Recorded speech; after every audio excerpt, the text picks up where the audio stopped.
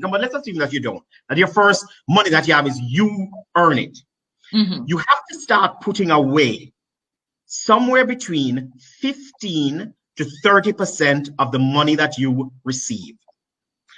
And this sounds crazy because everybody says, oh, I can do that when I can barely afford what it is that I have.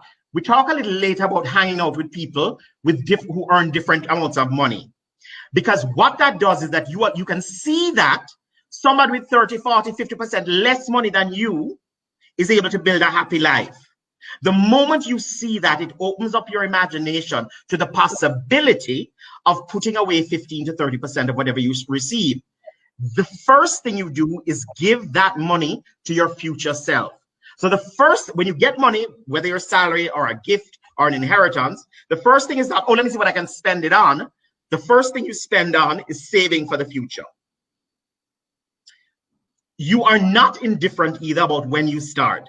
There's a thing called the time value of money, which means the earlier in your life you start and the bigger amounts you put away, that number will compound.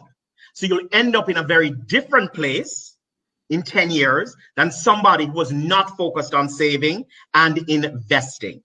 And what I want to talk about a little, because just to give an example, there's a slide I have with 4 people who actually have very different lifestyles. They earn exactly the same amount of money, but earn very different. And I've simplified it for the sake of the calculation because I want to make an illustrative point. Okay.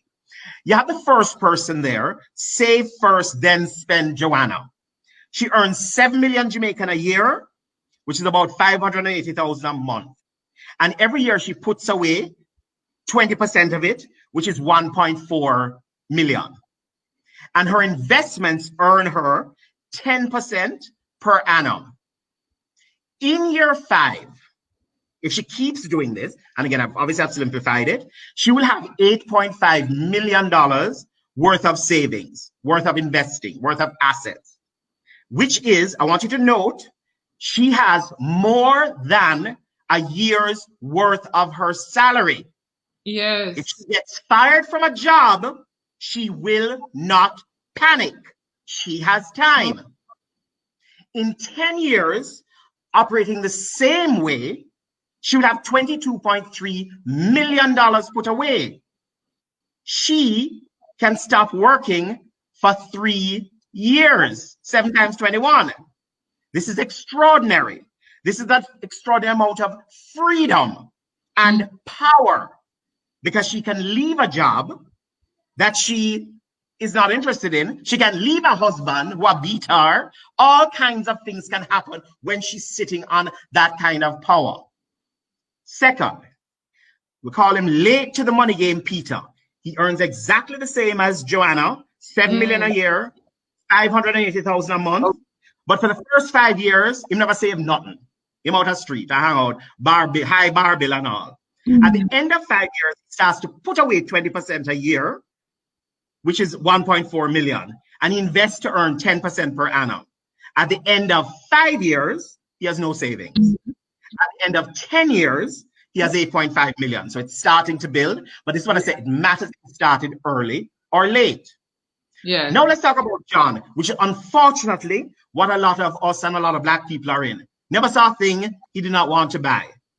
He earns 7 million a year, 580 a month. He never has enough money for all the things he wants to buy because he's like, no man, me deserve this, my lifestyle. No, Saturday night me have to be out with the boys buying them drinks, right? So every year he borrows 700,000 a year. The interest rate he'd have to pay on that 700,000 borrowed is more. So at 20% on a credit card to support his lifestyle. At year 5, he's negative 5.2. At year 10, he's negative 18.2. And he is panicking. He is depressed. He has a very different life than Joanna has. His blood pressure is very high. Blood pressure is high. By the way, when COVID hit, Janet said, COVID hit, Janet said, all right, I don't know how long it will take, but I'm okay. John, when him lose his job, panic, right? This is a very different orientation, purely based on decisions made in the 5 to 10 year time frame. Okay. Wow. Stayed home until man mess up her head, Marsha. Earned 7 million a year, 580 a month. She lived at home for 1 year and saved half her salary, 3.5 million. from which she earned 10% per annum. But in year 2, she could meet somebody, every minute might take money from her, flex, man, whatever. So she never save anything else after 3.5. Still, in year 5, she has 5.6. Not quite her whole salary, but enough to begin to get by. And by year 10, she has 9 million. The crucial takeaway. Too messed up. At least her pocket was not completely messed up. Good. Exactly. Yeah. But the bottom line is, people who actually had the same income based on the decisions that they made ended up in very different places within 5 to 10 years. Now, once you put up away a nest egg with the 15 to 30% of what it is, you got to think about what to do with it. And issues like inflation, devaluation, because you don't put up some money and then you lose it in terms of the inflation or the devaluation, as well as the risks that you're willing to take. So what you do is you try and find a balanced portfolio. Some of the money you'll put in very non-risky areas, money that you would need in a year, 2 years, you put in non-risky areas like certificates of deposit. Some you put a little more risk in, which is you don't need for 3, 4, 5 years. And then for the long term, for retirement, you put something even more risky because you're not really worried about getting that money now. So you think about your money in terms of thirds.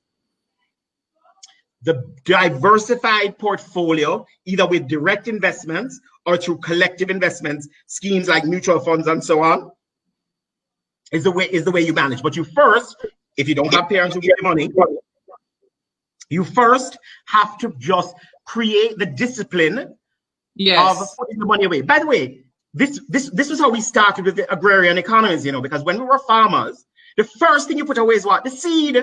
Because if you eat everything, you starve next year. But we forgot that in our history.